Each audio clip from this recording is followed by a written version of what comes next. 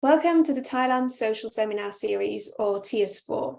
Sponsored by the Sydney Southeast Asia Centre, the Nordic Institute of Asian Studies, and New York Southeast Asia Network, this series brings together social science experts from across the globe to discuss pressing issues facing Thailand.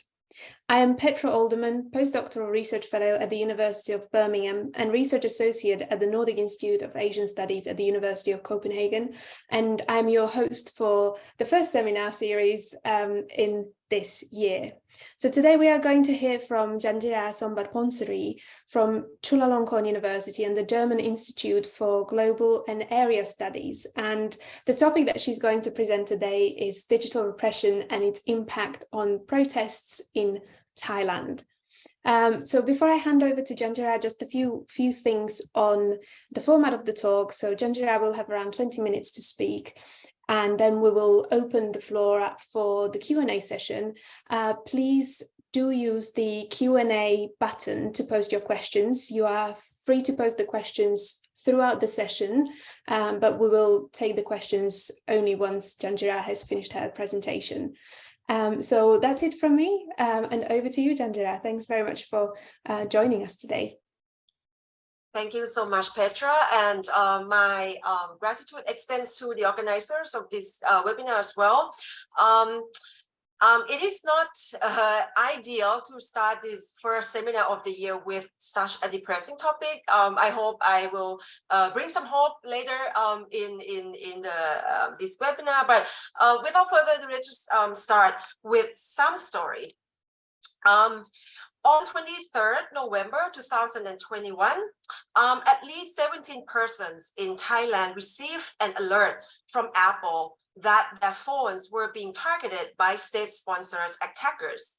In mid-last year, advocacy groups like iLaw and Citizen Lab in Canada discovered altogether 30 Apple devices being infected with Pegasus in Thailand.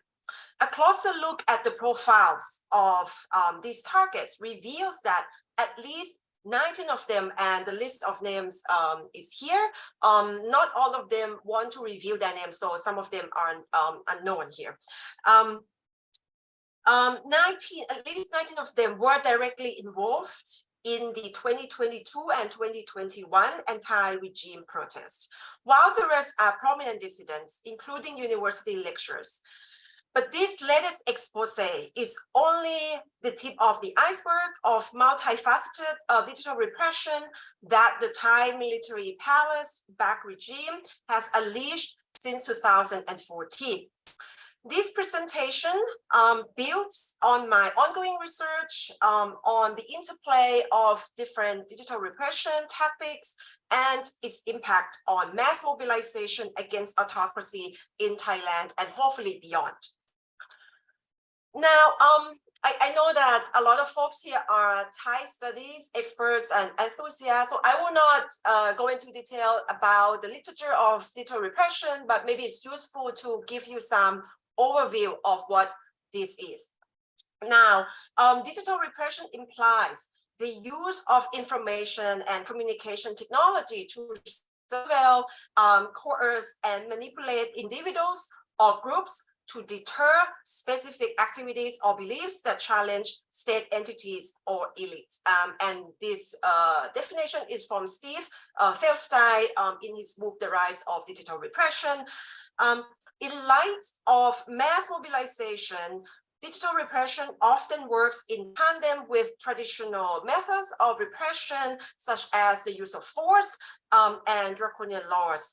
And include and of course forced disappearance to propel demobilization. So that's one of the main findings in the literature of social movement studies, that repression often leads to demobilization, an argument that I would later contend. Forms of digital repression that have been studied so far include digital surveillance, which comprises passive and targeted surveillance, restriction of online content, de-weaponization of computer, cyber, or information laws, to persecute online dissidents, online influence campaigns, or sometimes known as state-administered disinformation campaigns, and last but not least, internet shutdowns. Now, since we have only 20 minutes, I will not go into some sort of a nerdy discussion of the literature on the mechanisms of digital repression and its impact on protest activism, but we will come back to this. If you want to know more, I can tell you more about the overall kind of insights gathered from around the world.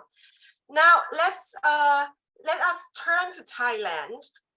There are at least two aspects that I think existing research on digital repression can learn from what happened in the aftermath of Thailand's 2020 and 2021 protests. The first aspect is how the mechanisms of each digital repression tactic interplay and complement one another to produce desirable effects. What I mean is this: when we look into the studies in this emerging subject, what we see is the separate study of one tactic from others, right? But what we see in the case of Thailand is that, in fact, these tactics work in tandem, and the operation of one tactic depends on the operation of the others. So the second thing we can learn from the case of Thailand is, while repression research within social movement studies often points to demobilization as a crucial outcome of repression, in the case of Thailand, the confluence between digital and traditional repression contributes to lowering public traction of protest movement rather than completely halting the activities. So what we have here is actually there are still protest activities ongoing, but they are not effective. And I would argue that a factor, indeed a key factor contributing to this low impact mobilization is digital repression.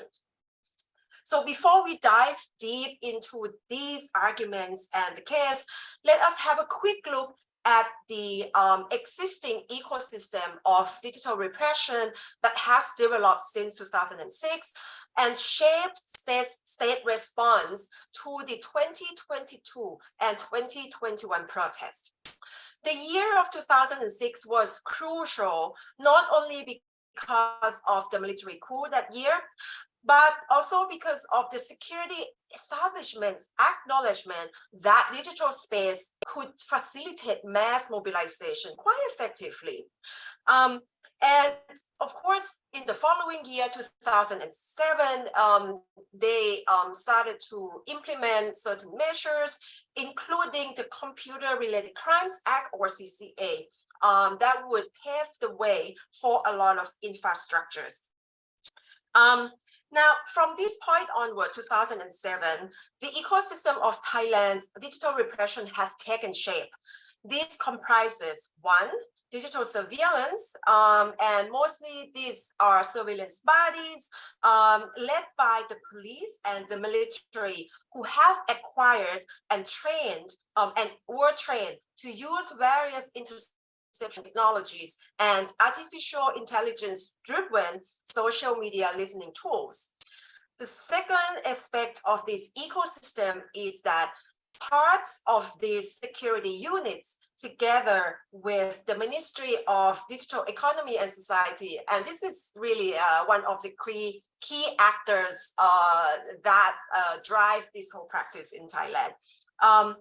So the MDES, as we call the MDES, and together with other security units, are also mandated to monitor which online content to be blocked and taken down. So now we start to see the overlap between surveillance infrastructure and enforcement bodies with the content restriction entities.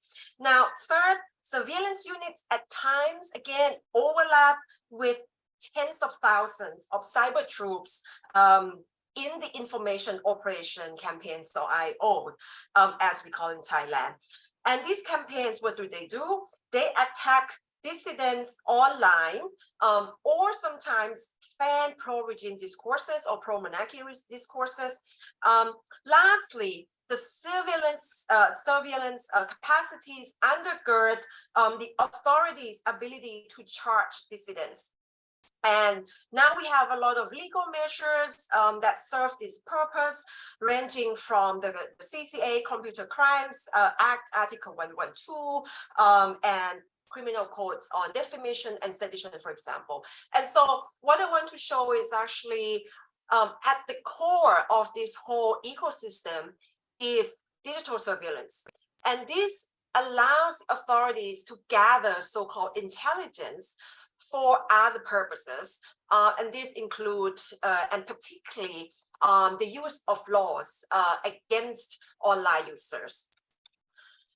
Now, I contend that we cannot understand the dynamics and impact of digital repression on protest movements without analyzing the interactive mechanisms of each tactic. Therefore, state responses to the protest, to the youth-led protest in 2020 and 2021 are a case in point to show how these interactive mechanisms work. In a nutshell, and I don't have to go into detail again, I mean, all of us know what happened during the protests and what the protests were about. But just to remind you, in the nutshell, the mass demonstrations that broke out in 2020 and the following year mark another historical turning point in Thailand, because it was the first major protest after 2014 military coup. It lasted for 6 months, especially in 2020, and gained significant domestic and international traction. Most importantly, the uprising was led by young people who broke the taboo about the monarchy by demanding the reform of this institution. But this was a serious transgression for the regime, which has ever since unleashed repression in on and offline space. So my ongoing research shows that digital repression is the key engine, as I said, that makes the tactics effective by feeding the authorities and state-administered civil society groups some form of exclusive information about the movements. What is this information about? This oftentimes is not just about any superficial information that we got from their social media outlets, right? But it's often is the information about their financial, human resources, including who did what, and who was behind the movement's Facebook page, who was the administrator, very detailed organizational structure, online activities that have not been revealed, and plans for future offline protest, including particularly internal disputes. This intelligence enables multiple lawsuits, not only filed by the authorities, but also royalist groups such as Thailand Help Center for Cyberbullying Victims, or TS4, the acronym is very mouthful, or Thai Raksa Chat. So what I want to say is that for some reason, there is this pool of intelligence being gathered, and this has been shared not only among the authorities, but also there's some anecdotes. So far, we cannot prove that for sure. There's some anecdotes that, for example, the THCVC, sometimes they would receive information in their line chat group that they should file a lawsuit against this and that person in this and that police station. So in addition, the information gathered through surveillance tools helps sharpen and redirect messages of online influence campaigns against activists. Although it is difficult to track the extent of this interplay, the interplay between surveillance and IOs. But Pegasus targets that I interviewed suspected that the leaking of confidential internal information to pro-regime, pro-establishment influencers on Twitter and other platforms have some sort of a configure or contributed to content they created online. Now, in late 2020 and 2021, social media attacks on leading activists seem to shift from common narratives like Changshat, which is anti-nation, or Lom Zhao, anti-monarchy, to personal scandals, something that is very, very an issue of internal organization, an internal issue of the movement. So, for instance, these campaigns would attack moral integrity and democratic credentials of leading activists, and sometimes question whether or not the donation from the mass have been taken in the sense of corruption by these leading activists. And we never know if this is true or not. Last interactive mechanism observed in the Thai case is how online influence campaigns can stigmatize activists, and this stigmatization helps set the stage for lawsuits against them. Official cyber troops and royalists have fanned the rhetoric of anti-establishment dissidents as serving Western interests at the expense of their own countries and, of course, the monarchy for years. So this narrative of activists being foreign lackeys have been around for years. And these narratives have picked up the pace in online outlets and prompted widespread legal activism of royalist citizens and bureaucrats.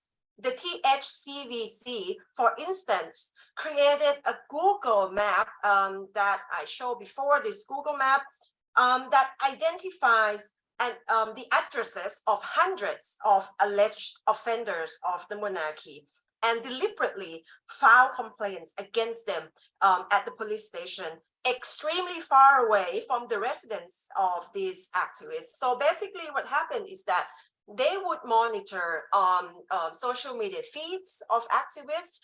They receive intelligence from the authorities, and in return, they use this material to some sort of disseminate narratives that these activists are anti-monarchy, and then they themselves file lawsuits against these activists. Now,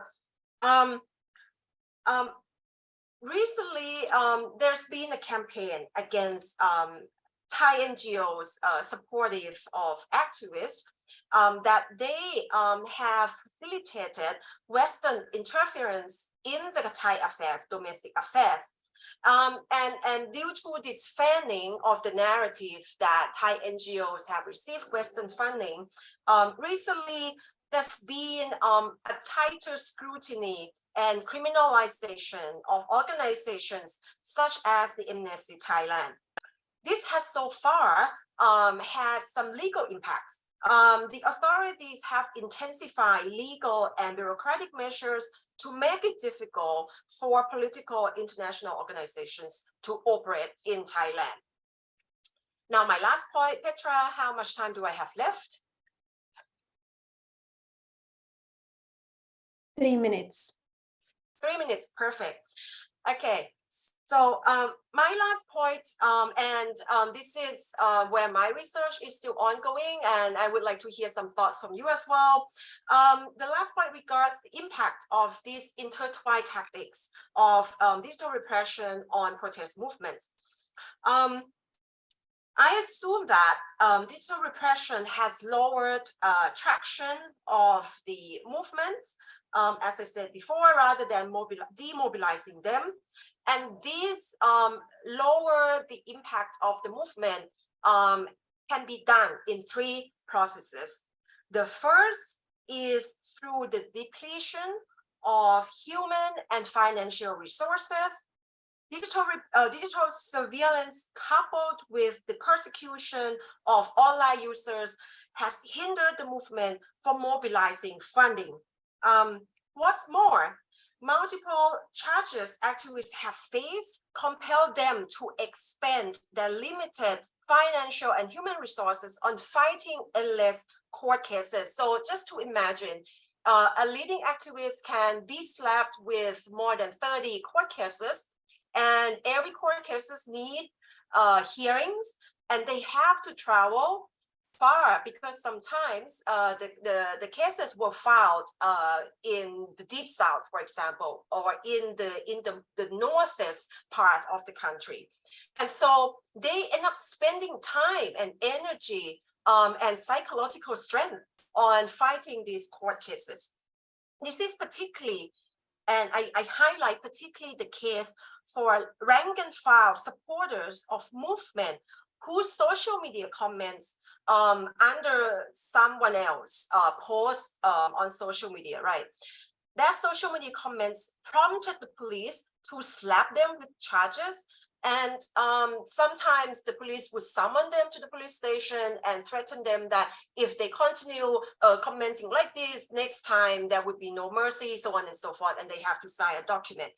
Now, these low-profile cases are important for us to shed light on because they don't normally attract public attention, and therefore there is no legal assistance or very little donation for their bail money, and they have to fight these court cases alone. Now, for others, the threats of spyware lawsuits make them think twice before committing to movement activities. And I've been hearing about how difficult it is to invite someone to give public speeches at the protest site. Now, the second impact concerns movement fragmentation. While this is not the only factor, online influence campaigns contribute to deepening internal struggles. And I have to highlight, this is not the repression is not the only factor. There are other internal factors as well, but it contributes to deepening internal struggles and further fragmenting the movement. This is especially the case when the campaigns draw from insider information to allege specific leading activists of corruption or lacking democratic credibility. The conversation, this kind of conversation, questioning leadership, questioning how the movement is run, is disorienting movement's conversation from fighting against autocracy to kind of inward-looking discussion, how they could cope with this and that kind of leadership. Now, last but not least, the last effect has been quite under the radar. And this is how digital repression demoralizes activists and even contributes to their poor mental health. Activists who have faced multi-directional attacks, from legal repression to online influence campaigns or IO to surveillance, told me that depression and suicidal thoughts are prevalent in the movement. Meanwhile, attending court hearings and being constantly snooped on by the authorities has damaged their personal life and families. These layers of digital repression can ultimately break the will of the activist. And I'd like to stop here. Thank you. Thank you very much, Janjira, for a fascinating presentation. And as you said, it's not the most pleasant topic to kick off on, but an interesting topic nevertheless. So I would like to open the floor now for the questions from the audience. So as I mentioned before, please do use the Q&A function. So do not use the chat function, but the Q&A function to pose your questions. And whilst we wait for the questions to appear, I can see that we already have a few, but I just want to abuse my position of hosting the seminar and ask you the first question. Now, I remember, a few years ago coming across this article by Yin and Taylor. I think it was a 2008 paper. And the paper was specifically about the IO information operations. And I remember them back then sort of assessing the situation in Thailand and saying that, obviously there is the use of IO and other forms of repression, but that the use of these tools was back then at least quite limited, that there wasn't enough capacity. But the picture that you've presented us today, it feels like the I guess, you know, the state is definitely advancing in its use and ability to actually use these different tools. So my question really is, how advanced would you say is the entire ecosystem of this digital repression in Thailand these days in terms of capacity and impact and the technology that's being used? Because I mean, at the start you mentioned Pegasus, and that's quite an advanced spyware tool. So what would be your evaluation of the entire ecosystem? This is a very good question. I've been pondering on this as well because, I mean, on the one hand, we all know Thailand and the Thai bureaucracy, and it's not the most efficient bureaucracy in the world. And in order for a state to possess extensive scale of digital capacities, you need to have as a foundation state capacities, right? So you need to have the skill sets, human resources who operate all of this. But what's, I would say what makes digital repression slightly different from traditional repression is that because these are tools, many of these are technologies that can be purchased and actually run by foreign entities, right? Pegasus is produced by the NSO, based in Israel. And the story has it that when you pay for the gadget, you also have to pay for manpower, because the NSO cannot let its customers operate the tool by itself. So it has to provide manpower for this.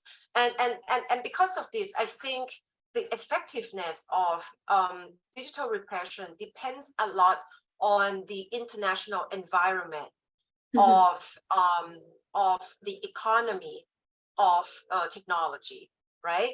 And I think the reason why we have seen the advancement of the Thai government's digital repression has to do with this, but it also has to do with lesson learned. We shouldn't forget that all of this development is almost like a catch-up of activists who have sort of shifted to online space, and the Thai experience is not unique here. We've seen the Arab Spring that was one of the first protest movement that rely on social media for mobilization, but then after that, the repression was unleashed against this online activism because the states have learned. And what the states could do much better than social movements is that the state have institutional memory, and the states have human resources and the bureaucracy with structure that can transfer this knowledge from one batch of people to the other. Now, I think that just to be a little bit hopeful, I think that activists can learn to push back against all of this new development as well. We have to equip ourselves much better, especially when it comes to the knowledge about technologies and how they can be used against freedom of expression, against activism. And I think that in Thailand, we started to see young and a new generation of researchers diving deep in this. And I hope that this would provide a wealth of knowledge for the current movement. Yeah, that was a very good assessment of the situation. And I think it kind of nicely ties to some of the questions that are now popping up in the chat. So I'm going to probably sort of mix and match the questions. So we're not necessarily going to follow the actual order, because few of them do touch upon similar things. But one of the first question there is that, you know, given the Thai military's intense suppression of all dissent and dissenting voices in cyberspace over the last 8 years, is there actually any hope for the resurrection of the offline protest? Absolutely, and actually there are still offline protests, day in and out, but my point is that these protests have not gained critical traction, and partly that has to do with them being drained and the leadership being drained and being removed from the activist scene. Now, I think that in order for activists and movements, broadly speaking, to re-emerge from this damage, they have to organize better. There has to be some lesson learned from only relying on online space for mobilization. There has to be some lesson learned about digital securities. And I think that, as I said, it's like a game of cat and mouse. After 2021, there have been a lot of training workshops, discussions, especially after the Pegasus, a lot of discussions how activists can protect themselves from all of these digital threats. And I think that it may not help them to completely evade interception technologies and being basically charged with these draconian laws, but I think it would make the repression more difficult and therefore allow some room for offline protest. And, right. Sorry, another point is that there's also, we have to consider the broader political context as well, right? Yeah. And I think one of the reasons why we don't see protests or protests that gain mass traction this day is because of the election, the upcoming election. And I think it's a well-known fact that if people can look forward to an election as a way to change the executive, as a way to change politics in general, they would not join protest movement just yet. But I mean, if anything goes wrong with the election results or the election commission, that's something funny again, then we can expect to see that momentum.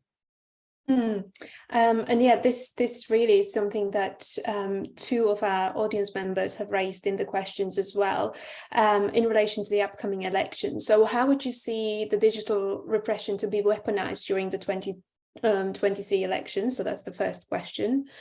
And the second question is basically asking that obviously the upcoming election is going to be mainly about maintaining the current power structures and not really allowing any kind of significant deviation from the monarchy-military alignment. If the combined manipulative power of the present constitution, the judiciary, the election commission, and the amount of money that's been given to organize this poll will prove insufficient to maintain the grip. Do you think that it is possible that the situation might then further escalate, let's say, towards another coup, or perhaps more digital repression, or some kind of combination of the two again? These are tough questions. Let me address the first question first. I think we will definitely see, the same old wine. Disinformation campaigns would be there, and I'm sure that the scale, the level of false narratives of something completely twisting, distorted, would be spread, especially through line, which is commonly used among the older generation to create some sort of a social friction and dehumanizes the opposition party, so on and so forth. So we can expect to see that, and definitely, lawfare or legal persecution of anyone who basically has the upper hand in the election. We can expect to see that. And of course, anyone who, I've already heard that the election commission has announced a very tough regulations on political advertisements on social media. And you can expect to see the election commission files a lot of cases against opposition political parties that even do something slightly deviating from the regulations, and all of these things can be weaponized anyway. And last but not least, surveillance is there, and I during my research interviews with Pegasus targets, some of them already told me that it's not only activists who were targeted, it's also lawmakers, the legislators, not only the opposition legislators, but those within the ruling coalition has also been spied on. And so I think we may see the intensification of this. That being said, I think that the good thing about having this conversation, and the parliament has deliberated this issue a couple of times already. The good thing is that this is not in the dark anymore, and people can talk about this and basically expose whenever they have any suspicion of this dodgy practice, and that would, I think, strengthen the monitoring mechanism. And I know that there are many domestic and international organizations that are doing great work in monitoring the use of technologies and social media sites for to abuse these things for the electoral advantage. Yeah, I've got a very practical question coming from a Thai journalist here. It is a really question about, how do you actually look into information operation, and do you have any sort of advice? How would you systematically collect information about information operations and the patterns used, or is there some kind of manual way of trying to connect the dots and seeing what is actually happening? Definitely. But before answering this question, I think I haven't answered the coup possibility. Oh yes, yeah. Sorry, I jumped very quickly on the. No, that's okay. One. But I mean, the answer would be short. I'm not the best person to predict. I don't think anybody is. Because I'm not strictly speaking a Thai studies expert, although I'm from Thailand. I think someone who study Thai politics more deeply than me can say something about this. But what I can see is, I think rationally speaking, and things in Thailand are not always rational, but rationally speaking, if I mean, Thailand has changed so much from 2020, right? And people have waited for 4 years to change, right? And if I do not believe that the current regime has enough legitimacy to hold on to their power, right? And so if they want to do so, I mean, the means of control have to be violent.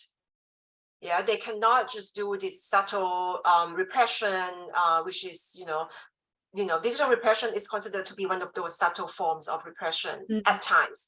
But I think that this scenario can actually give a pretext for a coup too, if there is any violent outburst of anger on the street, if the election doesn't turn out the way people want, and there's a lot of electoral manipulation, right? So I mean, a lot of things can happen. A coup, I mean, I think rationally I hope that will not happen, but this is Thailand, no one knows. Yeah, I think it's always a difficult thing to try to predict what's going to happen in Thailand next. Absolutely. Yeah, this is tricky. Okay, then to the question from Kun, I think I saw the question. Yes, about the practical ways of how do you actually systematically collect information about information operations and any of the patterns. Right. Believe it or not, I really had fun doing this. Detecting is like a detective work. But I think there are a couple of things you can do. Number one, and the most obvious thing to do is to look at their profile. Twitter, for example. Most of trolls or cyber troops, usually they use their avatar picture, so it's not their real picture, or they would often borrow that from Google image, right? And so these days there's a software where you can check where this avatar picture is from online, right? So you can easily check that. And secondly, the profile name of these accounts are often very dodgy. Sometimes it's just like gibberish numbers and alphabets, but at other times it's some K-pop figures or football players, for example. And actually, in relation to that profile picture subject, someone even told me that if you see a picture of a race car as a profile picture of an IO account, just be sure that that is an IO account. So really? I don't know the relationship. A racing car, expensive car, Porsche, something like that. Porsche. So and the other thing is, I think you can look at followers or endorse these accounts follow. So their social cycle, right? And normally they follow a lot of people, and you can look into who that follows. Usually it's like just opposition figures and dissidents that they follow in order to troll them in the comment section. And those who follow them, if you look into their profiles, they do the same things. They just troll other people, especially dissidents' pages, right? And so it's obvious that, of course, they befriend with those who do the same job as them. And in many cases, one person holds a lot of accounts. So they operate different accounts at the same time. That said, what is tricky about IOs is that not all online trolls are organized. And secondly, not all organized IOs are supported by the government or the military. Right. These days, we've seen, number one, a lot of royalist citizens who want to do their civic duty, so they just basically help spreading distorted information, smear campaigns, and trolling people online, and most importantly flagging and reporting anti-monarchy comments and posts, right? Second is that there's been a lot of anecdotes again. So my ongoing research is to find more evidence about these anecdotes. Anecdotes about how private PR companies have been contracted by state entities like the military or the government, or even ministries to put together a political campaign for them. But in other words, these political campaigns also, comprise this kind of, it has IO characteristics in some way. So the line is not always clear cut. And I think when we talk about IOs, we also have to think about that, information operation is a part of every marketing strategy. And so, I mean, the definition of IO is getting very stretchy. And so I think that Thailand is actually not the most difficult case because we do have military-backed IOs, but as IOs have developed further and further in Thailand, we could see a more prominent role of private sector involved in this, and that would make it difficult to detect.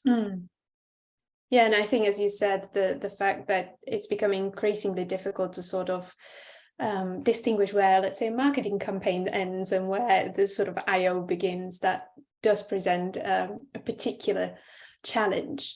Okay, so I'm going to go back to what you said earlier about, protecting yourself against forms of digital repression and learning some kind of lessons.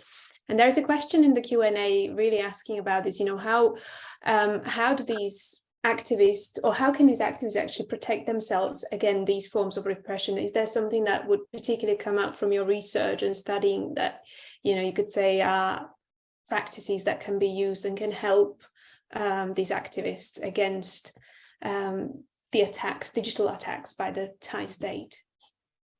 I mean, this is a very important angle to explore, and currently, I mean, in this month and in this whole quarter, actually, I want to research on this, I cannot say much because it has to do with safety issue, but I mean, we definitely going to do some work with on-the-ground activists, and basically get insights from international networks on how this can be done. But I mean, I'm also not a tech person, and so far that I can say is, when I interviewed, or I had a private conversation with activists and asked them, do you use VPN whenever you browse or whenever you use your mobile phones? I think at least last year, only a handful, very few people said they use VPN. Right. And many of them started using VPN once they realized their phones were infected with Pegasus. And so I think that's very simple, and that goes to say how much the Thai activists are aware of the threats and the importance of protecting themselves against this risk, right? So I think definitely, as I said, there are a lot of organizations focusing on digital securities that have trained them how to be more protective, how to be more careful doing things online. As I said, is a game of cat and mouse. And normally technologies evolve all the time, and when you change one iPhone series to the other, then spyware companies catch up and can send you another kind of infection that can penetrate your phone. So I think the best thing to do is basically to keep this conversation alive. And I'm sure that there's a lot of open source for activists to download, to set up in their devices to protect themselves. But I think the skill sets that we need is how can we be aware of the threats, and basically do not let your guards down. Yeah, I think, that's a very good advice, definitely. Now, I know that what you've presented today is part of a broader research that doesn't necessarily look on Thailand only, but also looks at other countries. There's a question in the chat in relation to Myanmar. So I don't really know whether your study has been looking at Myanmar, but feel free to sort of draw broader lessons from other countries that you have also studied. But, is there any kind of knowledge exchange or awareness exchange going on between the activists in Thailand and some of the neighboring countries? The question is particularly related to Myanmar for obvious reasons.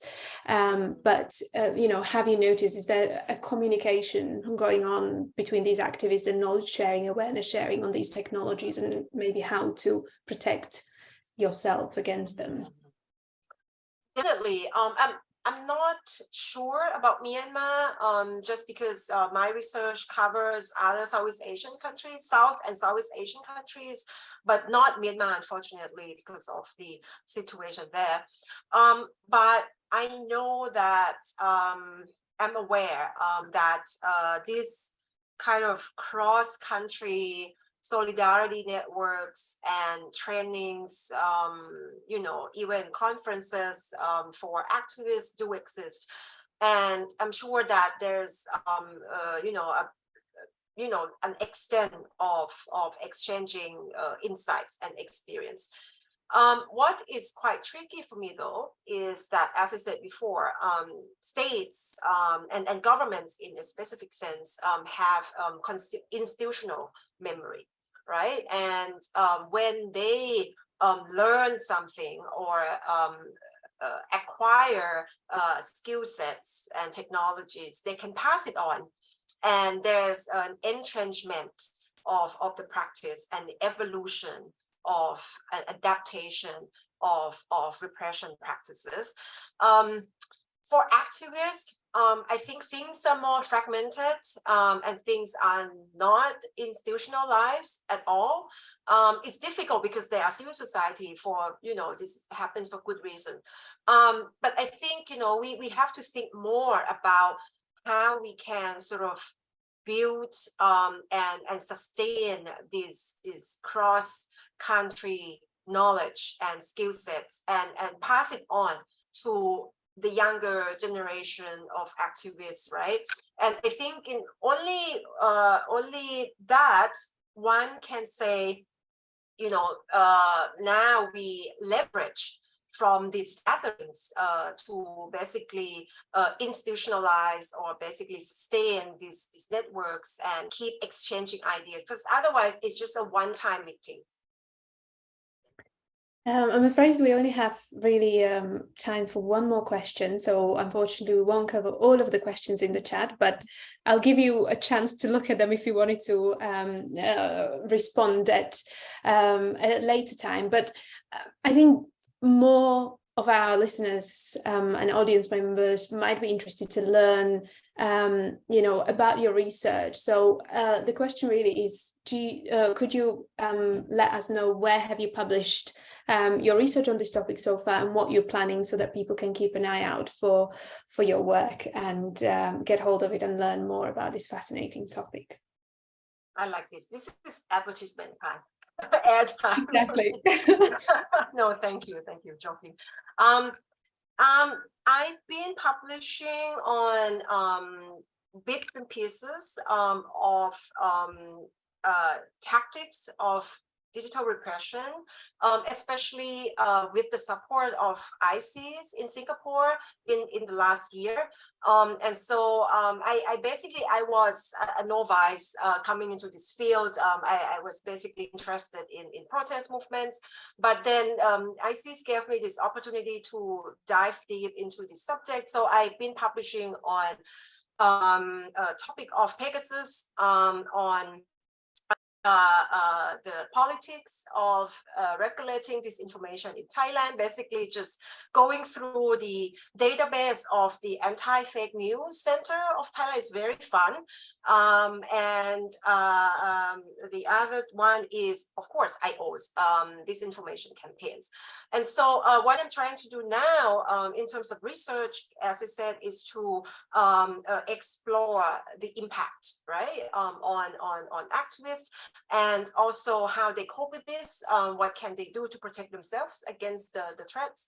And so I hope that in maybe the last 4 months of this year, which we just started, in the last 4 months of this year, I can sit down and write this up. But I'm skeptical because I tend to work on different projects and I don't secure time for this, but I try my best to come up with a book.